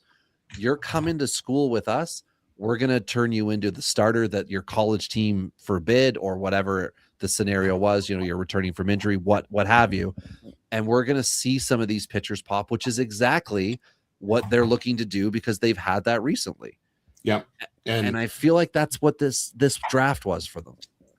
I mean, that you get right in the middle of the draft, and those are the guys that immediately clicked exactly like you're talking. Alex Petrovich, Aiden Keenan, and then especially Landon Koenig. All guys that I thought, that's a really good reliever profile. Mm-hmm. And then all of a sudden you see a bunch of those type of guys come off the board for one team. You're like, wait a minute here. But like you said, they have done well. They took, after he had kind of failed as a starter, they took Sean Manaea, threw him in the bullpen and said, okay, we're going to fix you. And then last year he was very, very solid, and granted, he kind of turned back to, the pumpkin this year, but if you could do that for short term. Yeah. And same thing with Clay Holmes. They took him as a reliever and turned him immediately signed, and you're starting. That was Clay Holmes. Yep. So maybe this is something that they see, that they feel like they have a particular skill in their development system, but I don't know. I have a particular skill. Yeah, a particular set of skills. So cross boroughs, going from Queens to the Bronx. Yankees got a Canadian. It could be a gem. I see it written right there on show notes. Sean Duncan, baby. A Canadian could be a gem. Yeah, they drafted three high schoolers. Duncan is their highlighted pick to me. Mm-hmm. Now, I'm assuming this was just a spite pick, but this isn't a Toronto type kid. This is a BC guy playing 12 months of the year, far away, 3,000 kilometers. Sort it out yourselves, Americans. Duncan is from the center of the universe in Toronto, and also Terry Fox Secondary School. Anybody? Do you guys know the Terry Fox? Of course you don't. Why would you? It was a gentleman who lost a leg and then ran across or attempted to run across Canada to raise money for charity. Oh, okay. Yeah. I think I've heard that story. A heroic young man ended up. He came through my hometown in Wawa, continued on another 500 kilometers or so, and then had to stop just short of Thunder Bay. And unfortunately, didn't Gordon Lightfoot write a song about him? I'm sure there's some kind of Canadian ballad. I don't see why he wouldn't have. But anyway, so Duncan is the man here, a pitcher, a lefty arm, 6'3", 184, 185, well, maybe 186. He's probably had some big meals since he was drafted, getting ready. I think it's good. Hunter Dietz also falling to 35. I'm going to call that a fall. Yeah, that's a really nice one for the Yankees. Big pitcher, and he could be one of those, like, we'll put you, put him on the Cade Anderson kind of like, we're going to test you and see what you can do. Obviously, it's aggressive comparing Dietz to Anderson, but in the sense of like, let's see what you can do, and we'll only stop you when you've stopped yourself. Getting Oklahoma's catcher in Brendan Brock, not the worst thing ever. Ben Rice is not the catcher of your future, and what's Austin Wells also doesn't seem like he's going to be producing offensively for you. So add another guy to the fold early. They also got Bear Harrison, hell of a name, from Texas A&M, another catcher to them there. So there's dudes. They have Luke. They got Luke Pettit. Yep, Andy's son, who cheated. And announced as a two-way player, no less. Oh, yes, I see that here. Yeah, two-way player. So he was. I saw the fun pictures of them standing in front of the draft board at home. Good stuff from there. And then I don't see the late, like, last 5-round dude here. I don't know if there's an ace hiding amongst these guys or a gem hiding amongst them. But overall, the one that just caught my attention was William Cutshaw, South Carolina high schooler, shortstop, 6'2", 190, but born in Panama. So that always, just an interesting that ended up at a South Carolina high school, even though he was born in Panama. Right, sort of maniac. There you go. Okay. Down the pike and over across into Pennsylvania, we got the Philadelphia Phillies. I'm loving the references and how you're traveling across the country. And there you go. Skipping the boroughs, all of it. It's great. Philly had 3 high schoolers. Anniversary of Route 66. So it's why Govier pays me the big bucks. I don't know about you two, but you're getting paid. Oh yeah. Millions. Oh my god. Oh my god. So let's talk about Philly, baby. Yeah. So Philly, 3 high schoolers. MLB.com had, or MLB, whatever, had or whatever, top 100. They were able to get three of the dudes with their first 3 picks. None of them, the first 2 seemed like jumps. Tyler Spangler, who they got 36. Now it was a 10 jump, 10 pick drop back because of their cap penalties year over year. And then they did get Caden Bogganpole, an outfielder, big guy. Holy shnikes, 6'6", 245. I didn't see that before. A big guy, 64th. It looked like he's ranked 93. Is there anyone here for you, Ben, that stood out? I didn't see a name that I was drawn to. I mean, okay, I like Spangler a lot just because this would be a top 10, 15 guy, but he was hurt all year. So loses his senior year of high school, very well might be the most tooled out shortstop in this year's class.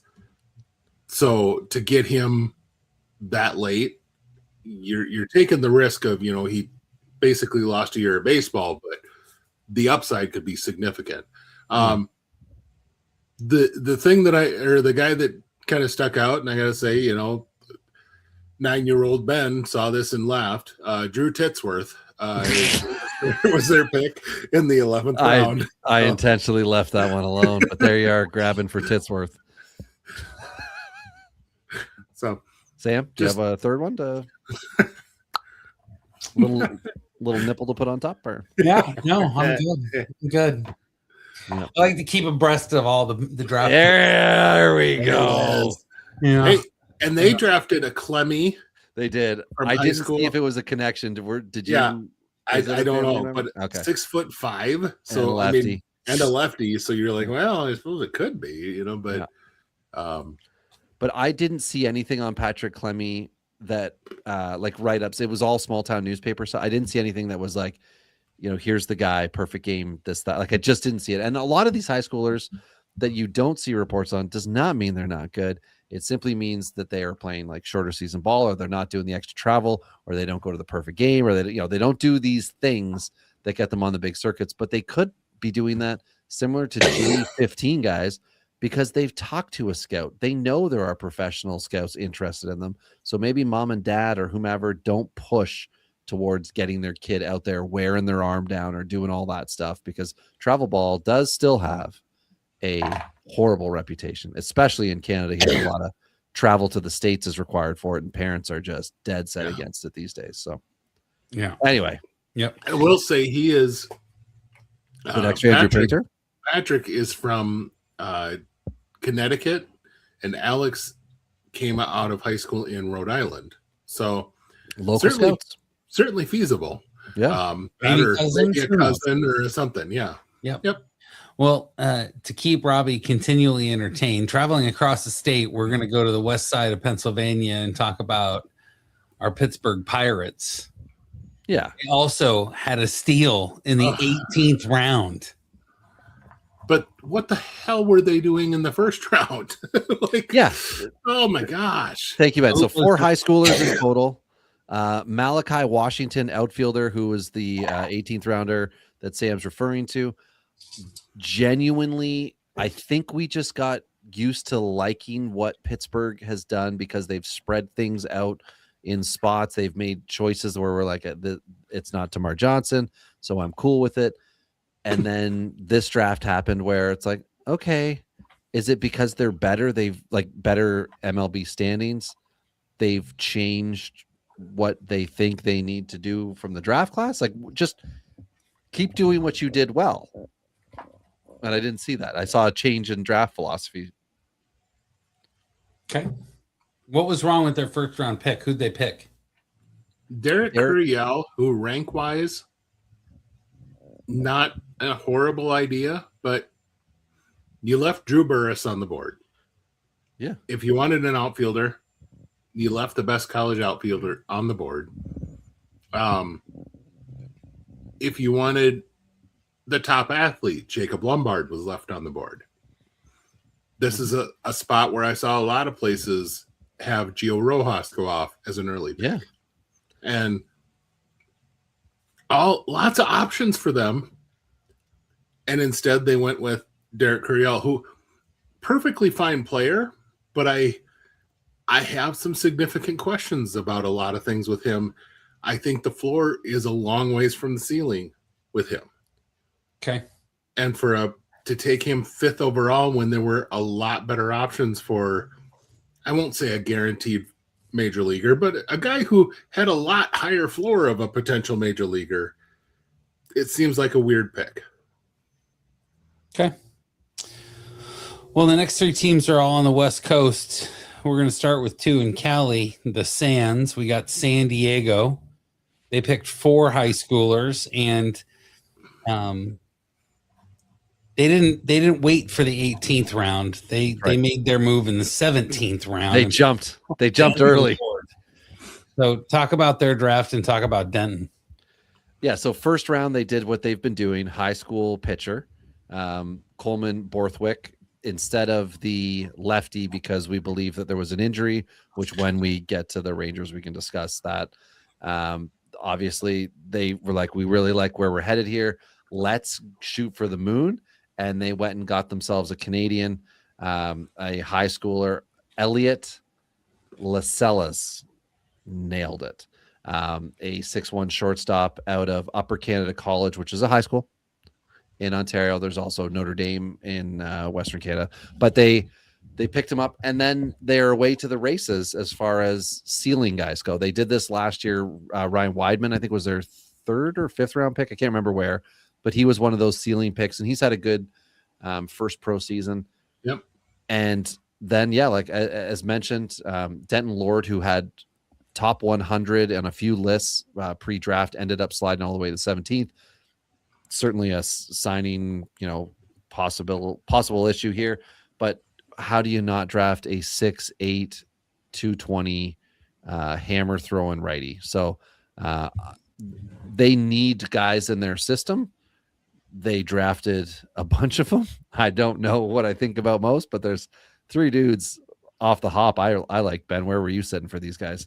We've loved the Padres picks in the last couple of years. So I love the I don't know if I want to say I love fits and all that.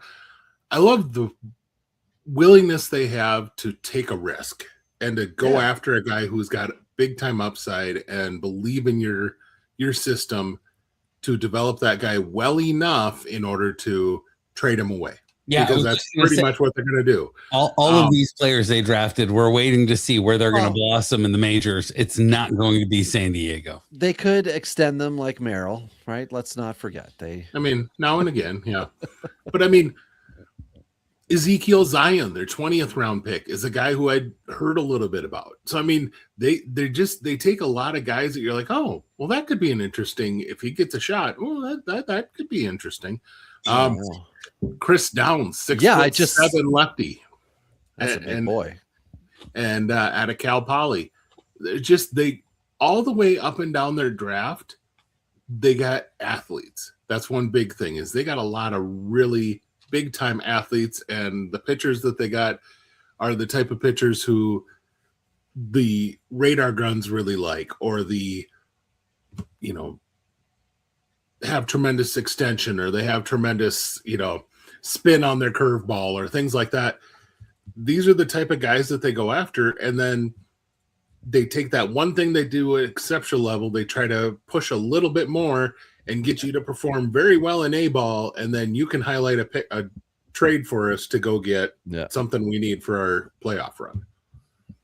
Yeah. Well, the Twins did that with somebody they just traded to the Blue Jays last week, who was like an 8th round pick, who's had an excellent start to the year, a catcher of some sort. I can't remember what the deal was, like a Blue Jay pitcher, I think, to the Twins. And then they got this 8th round Sprock, something like that. Anyway, look it up, people, on transactions to see, but it was one of those, like, he's done really well since he's been drafted. We're good. I don't think that his projection is here. We'll take our MLB asset in exchange for this guy now. Okay.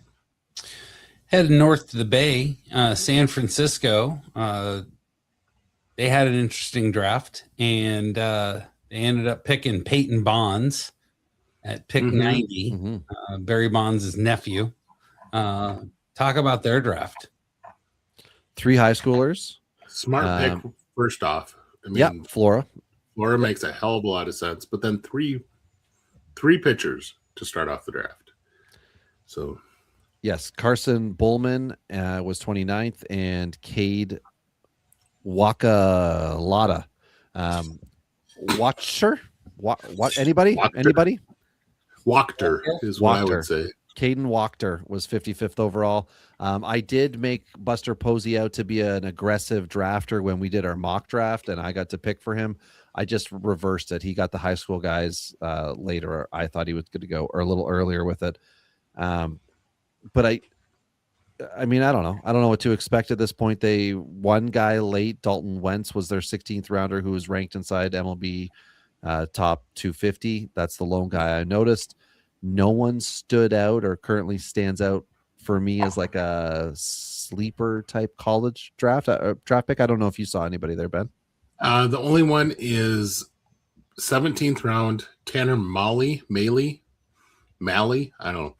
Outfielder from Western Michigan, and he hit 446 this year with a 554 on base. Okay. Kind of a slap and dash type of hitter, but the type of guy who's likely to move quickly through a system as a 4th or 5th outfielder type of profile. Okay. Cool. So when I asked you guys at the beginning of the show who you thought had a really good draft, Uncle Ted came up and said the Mariners, and I didn't want to say anything because I didn't really pay attention to the draft. I'm leaning on you guys, but he said that they got the best infielder and outfielder, both left-handed. So Talk to me about the Mariners draft. Is Uncle Ted giving me all sorts of excitement, or should I not be paying attention to him? One high schooler, also not a likely to sign high schooler. I'm disappointed. I thought from listening to Jerry that he was ready to do something this year, do something different. He didn't. Like, I don't know, 19 college players, 12 position players. It's organizational depth. And obviously there's like ceiling to go to. I think Chad mentioned in our chat that Ace Reese has signed. So there you go. You got your first gave round a little pick. bit of a haircut. Okay. Under slot, which is always appreciated by the org. Because one thing you know about professional sports is that they will pay you back in the end. Dominic Sattarelli was the lone guy after the 6th round who's ranked by MLB.com that they picked. Now every team scouts differently. This is a high school lefty, 6'2", 230. That's the guy who I don't even think is likely to sign. So I don't know. That's my confusion here is like, this is a draft with a lot of guys. And then when Jerry talks about it, he'll have good things to say about all of these guys, but it's all, I think, going to be floor based. They didn't reach for the stars. Where's the Sam Carlson pick, you know? And I will say it was an interesting thing to watch the reaction of the guys on the show when they made the pick for Ace Reese. And there was this look of, oh, well, okay, I guess. It's just like, you know, Reese is a guy who has shown really big power in college, but there's a lot of people who question how that power is going to translate. And because it's just with his swing, he's one who relied a lot on the ping in order to generate his power, and how much is that going to translate with wood? And for all I know, maybe I'm dumb and he's actually played very well in a wood league in the summer or something that I don't know about, but that was a common thing that you would hear about, is lots of really, and okay, so went to he did go to the Cape Cod last year, and in 8 games he hit 2 home runs, but he also struck out 11 times in 36 plate appearances. And so there was some conversation about him potentially being the type of 3 true outcome hitter, whether he was going to stick at third. Has an arm that should play in the outfield, but he's got to keep the athleticism up in order to play in the outfield too. So there is a lot of talent in this draft. The thing I found a little intriguing is you get Ace Reese, and then you come back in the 6th round and pick another really solid SEC third baseman in Henry Ford, which made very little sense, because I think actually Henry Ford is a guy who's definitely moving off third and probably across the diamond to first. He's 6'5" and 220, but his issue is that he's a right guy. And so I don't know. It's just, you got 2 bat first third basemen in the same draft. What's the value there? Like, are you hoping we pick similar players and we hope that one sticks? But if that's true, then why are you doing that with the 24th overall pick?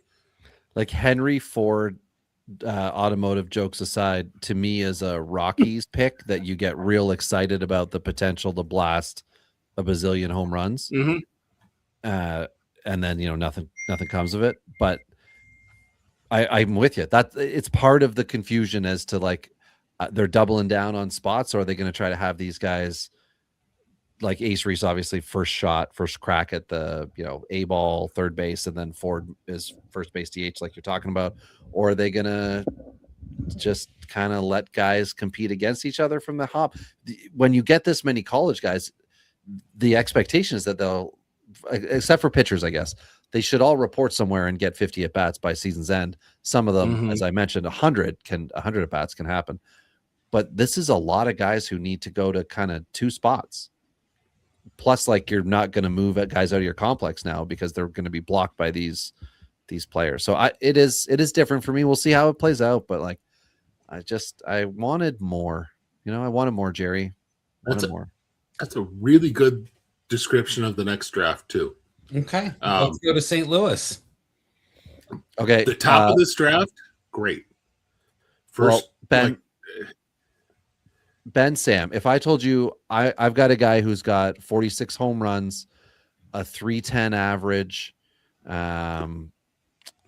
almost as many walks as strikeouts, and heck, 6 stolen bases to boot. I got a super power hitter for you. What round do you think you're taking him in? Well, I think he only hit 36 home runs, not last 46. 2 years. Last 2 years. I would think that he's going to be one of those 18th round prize picks. But you tell me, what round was the mystery player taken in? Yeah, Colin Ritchie was taken in the 20th round, and I don't know if there's something behind the scenes behind this, or if it's just like he can't do it at the pro level. We're not investing. And eventually St. Louis was like, we will, because they only drafted 2 high schoolers. So as far as taking chances go, they did it in the first round with Condon, and they did it with their 50th pick in Maniscalco. But Colin Ritchie, but even then, those guys are fairly high floor. Yeah, absolutely. Yeah, they're guys. Not out of nowhere guys. Thank you, but yeah. But like Ritchie, to me, like from the first, from the Maniscalco at 50th all the way through to the last pick, like was Rich? Why not him earlier? That's what I'm left with. A lot of questions here. A lot of the college guys that you would expect St. Louis to take, SP 4 to 5 type pitchers, and see what can stick, and slow development type things. But I don't know. Ben, as you had said about my comment before, wanted some more names of interest, especially in the back half of it. Yeah. I mean, yes, if Colin Ritchie is at 20th turns into what Colin Ritchie was ranked ahead of this draft, you nailed your back half of the draft right there. Like that's it. Yeah. But they started off so strong, and they had 1, 2, 3, 4, 5, 6, 7, 8 picks before the end of the 5th round. And in my opinion, they did very well with that, which is not something you're normally seeing. A lot of these teams will duck and dodge and get somebody who's okay with one of those early picks when they have that many picks early. So you're kind of set up that, okay, well, then maybe they're going to do some. I mean, those are all mostly college guys. I mean, outside of the 2, maybe they're going to make a big splash on day 3 with somebody surprising. Nope, not a single high schooler, not a JUCO guy, nothing. All college players. That, like I said, left me wanting more. Mm-hmm. Well, I think there was a draft that would not have left you wanting more if that's what you wanted, and that's Tampa Bay. So talk to me about them. How do we get to Tampa Bay, Sam? How do we get there? How do we get there from St. Louis? We go south into the land of Florida. I don't know about Florida. I've never been there, but that wasn't your best transition. Yeah, no. Drive south. If you hit water, you've gone too far. Yeah. They drafted 9 high schoolers. Yeah, league high. Hey, we got the 33rd pick correct. Oh yeah, we had Taj Marchand as their 33rd overall pick, which perfect. But there we go. We win a gold star. So Tampa Bay, as we've said a million times, they've gotten a lot of credit. Personally, I'm not believing it for developing their players. This draft class with all these high schoolers, depending on how many sign, could really tell the tape, because they, I believe, are batting way above their true abilities at the MLB level. So they look incredibly good, and like they're a team in position with a lot of control left on their guys to draft high schoolers, because they can let them develop, blah, blah, blah. But this is a big swing, high upside guys that they drafted, and I can appreciate it. I also could see this draft class outside of Grady Emerson. I could see this draft class having a lot of misses, a lot of guys that don't sign, and then maybe we never hear from them again once they go to school. They did do an interesting thing with 15 and 16. Amp Phillips and Alex Philpott, both South Carolina college righties. Just an interest, a junior and a senior. Thought that was a fun one. But yeah, that's Tampa Bay. You got any fun, exciting Tampa Bay stuff? I think Cole Stokes is going to be a guy that a year and a half from now, everyone is throwing or talking about as a potential top 100 guy, just because Tampa's going to develop him well. 6'6" lefty, yeah. But he has the kind of stuff. Oh crap! He's a righty. The guy who is he okay? But he who was the guy they took last year that has kind of blown up in it's like Creamerosa or something like that they put into like low A or high A, and was a 3-year college starter, and everyone was like, oh my gosh, he's so great. Yeah, he was a guy that really shouldn't have been at this level, and because it's the Rays and they move everyone freaking slow in their pitching development, it makes him look so much better. Yeah, Aiden Creamerosa. He was their 8th round pick last year, and last I looked, he was 2.68 ERA, only 10 walks over 57 innings. So that's the type of stuff I think you could see with someone like Stokes. He's going to go and probably perform very well at a low level right off the bat, and people are going to be going, ooh, this could be a guy. I don't know about that, but right. Traveling west along southern United States, deep in the heart of Texas. Yay. They signed a Husky. They signed a UW alumni, evidently. Tell me more. So they got, I don't know, Ben, do we agree they got the pitcher that many other teams should have drafted, either a couple teams ahead and definitely a lot of teams afterwards? Gio Rojas. You're talking the first or third round? The first round. Gio Rojas. They also got a first round talent in the third round, Brody Bumala, out of Bishop Feehan High School in Massachusetts is how I pronounce it incorrectly, because I just can't for the life of me I can't say it, so I'm not gonna. I don't know what's wrong with me. I went to UMass for a culinary event, and that's when I officially learned I just can't say the name of the state. So, but Brody will be having Tommy John. Chad had mentioned beforehand there was potentially something in the works in the first round with San Diego that fell apart due to some arm issues. So he's going to get cut. I assume he's going to sign, because although his contract with, his scholarship with Tennessee is still honored, I believe it is still honored, it is not necessarily worth it to rehab with the college team and then hope to be able to be an NIL player with a bunch of money and all that crap, when you could just take a decent contract signing right now. Maybe he'll get slot of 900,000. Maybe he'll go up a little bit depending on what goes on. And then you can just start your pro career and rehab in a professional environment. The last time I was excited about Texas pitching was way back when Brock Porter was a thing, and then until he wasn't. But they also have Caden Aoki. There's some guys that I think are interesting. They've sprinkled talent throughout, so I want to see who they sign before I really can say this draft class is exciting to me. Evan Morrison is the Canadian who I was referring to, who, while he was playing in the CPL in Canada here, was drafted during the All-Star game. He was their 10th round pick. Okay.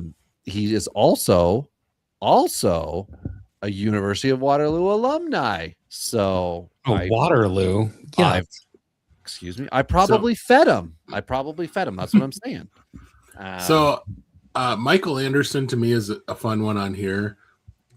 They drafted and announced him as a two-way player. He had Tommy John this last year, and so therefore he only hit, and he actually only played DH. But before that, he was up to 99 on the mound. And so this could be an interesting if they let him be a two-way player for a little bit and figure out things. He's a big, honking, strong kid. So, yeah, that could be kind of a fun one that they got in the 5th round. Okay. Now we're going up to Canada, Robbie. I don't know how to get to Canada other than I-5 and BC. I don't know all that Eastern Canada stuff. So yeah, you're crossing a lot of roads to get from Texas to Tirana. Yeah. Probably going up through Detroit though. No, it'd be Port Huron is the American side. It's up the river from Detroit. They have a White Castle. It's the only White Castle I've ever eaten at in my life. Okay. Talk to me about their draft. Yeah, 3 high schoolers. Most intriguing player to me is Will Brick, selected stealing player. He slid, should get a pretty good bonus. First pick, Cole Carlin, who I was trying to talk to the senior aunts of my wife about, and my father-in-law. Excellent addition to the organization. Last year, they got a lot of excitement about the Blaine Bullard or Bulford and their 8th and their 10th round picks. I didn't see that this year out of the hop, but we'll see kind of as time passes here. And we got a month to see who signs, what kind of things happen within these players that sign with the organization. So I don't think it was I don't looking here. I don't see the guy that I'm like, oh yeah, like their 20th pick, Eddie Rosado Jr., Holy Ghost Prep School, outfielder, a lefty guy. I don't see that as like a home run pick. I just don't. I don't know. They picked a player out of France, Matthias Neyral, interesting, from out of Kansas. And no Canadians. I will say that. No Canadians. But a Michigan boy in the 5th round, Nolan Higgins, righty senior pitcher. Okay. Not blown away by the draft class, but like Brick. All right. Well, from the cultural capital of Canada to the real capital of America, we've got the Nationals. Yeah, this was interesting. 5 high schoolers. That's it.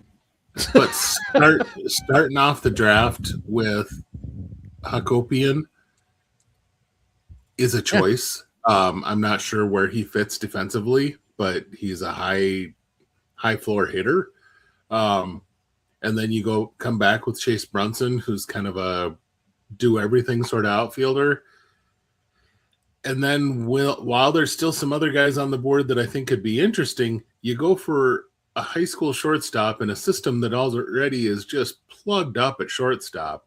You get a high school shortstop in Luke Williams. No, not that Luke Williams. Well, not that one either. But this, and as I'm going down here, the one that intrigued me a lot is all the way down in the 12th round. Matthew Dallas is a guy I liked before this year with Wake Forest, and 6'5" lefty, so it kind of fits into Robbie's wheelhouse too. Yep. But getting him in the 12th round could turn out to be something solid. We've always joked about the Washington basketball team, and then lo and behold, in the 20th round out of JUCO, they get a 6'9" righty. So another guy for the basketball team. All right. Well, we're drafted for baseball, so hopefully they get that figured out. I do have the one note. If outfielder Anthony Murphy signs from the 16th round slot, that could be good things. Mm-hmm. That's the one high schooler that I had notes on. They got their 18th round pick early. I like seeing that. Not everybody waits. Not everybody waits. Well, we have waited almost 2 hours to get to the final team. The team that doesn't really have a home, but always seems to do some really, really interesting stuff. I'm always amazed at what the A's pull off. So talk to me about your Sacramento, Las Vegas Athletics. Yeah. Solid draft. Love the 19th round pick here, Sam. They got their 18th round pick in the 19th round. More value. They waited around. Jake Escalante. He could get a nice bonus if they have the money. Pitcher Cade Sivrich, Sivrich. Apologies on the pronunciation. The other high school drafted player. I could not find anything for him on before show tonight. So we're going to have to look at that in a month once they have or have not signed. And then the remainder of the draft class is made up of college players. So again, I want to see these guys sign before I really dive in here. But Tommy John surgery for Escalante, I believe. So I don't know if that's why he was not seen as highly sought after, but a 6'3" lefty, thin guy. I would love for the A's to sign him and to follow that progression. Yeah, and it's crazy to me that in the last 10 years, we talk about Tommy John surgery, not like it's a problem, but almost like it's something we're waiting for them to get out of the way. That almost we're talking about a high school player that's going to have TGS and just whatever. Yeah, we've seen college guys getting drafted in the first round or two who are, either just under the knife or missed the year. Teams are more comfortable with the idea of them having the surgery and coming back and things. And we've also seen other players who they haven't been able to get right since something happened post-draft. So it's not like a guaranteed given thing. However, there are guys like this that are young enough that teams may think, well, we're not paying what he's worth. We'll put him in our system and we'll, see where he is in 2 years. I really like Nathan Aceves in the 12th. He was the number 2 guy for the UC Santa Barbara rotation behind Jackson Flora. I watched them early on this season, and Aceves has one of those changeups that does the whole Bugs Bunny thing. It is guys are swinging and then sitting and watching it go by. I mean, it just because they're so geared up for a fastball, and he has great extension, and it's like whatever he does, it just pulls off. I mean, they say pulling the string on a changeup. It is almost perfectly what he does with that pitch, because it's like it's coming to the plate just like a fastball, and then all of a sudden it gets just before the hitter, and it's like hit the brakes, and these guys just look silly swinging at it. And we need to turn that into a sound drop, by the way. I need to pull that out of this episode. That's, a car guy can appreciate that, right, Robbie? For sure. Sounded like a burnout to me, man. But I really like the idea of seeing what he could do in this system.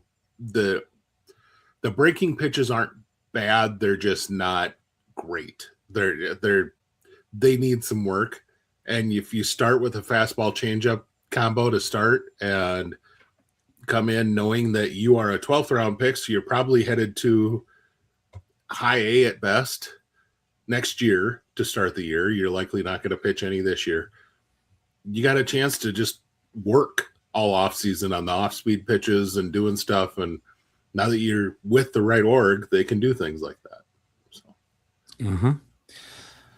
Well, that is a lot of information. And, the thing that kills me about this draft is that we have to wait to see who signs. That's really going to inform us of how these drafts actually went for these teams.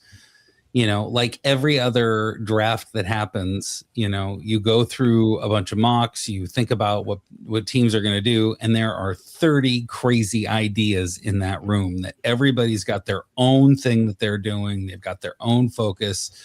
We said tonight even that, it's common to say they already have that player. They've got a series of players that look, act, have stat lines similar to. And so,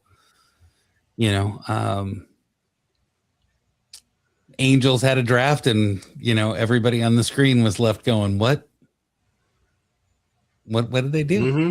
Some things never change. So, any last thoughts? Do you guys have anything that you want to say to the people before we wrap up? Sounds like might not have a Robbie next week. Yeah, potentially. I do have a couple Americans coming to visit. So depending on what works out, I may be MIA next week. we'll see what's up. My sister and her wife are coming from Orlando, America, so we'll see if I'm here or not. All right.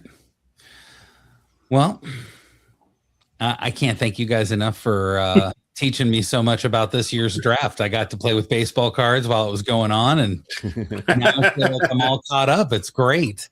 For Robbie up in Canada, Big Gentle Ben out in the Dakotas, and me out in the Pacific Northwest, we'd like to say peace and love. See y'all later.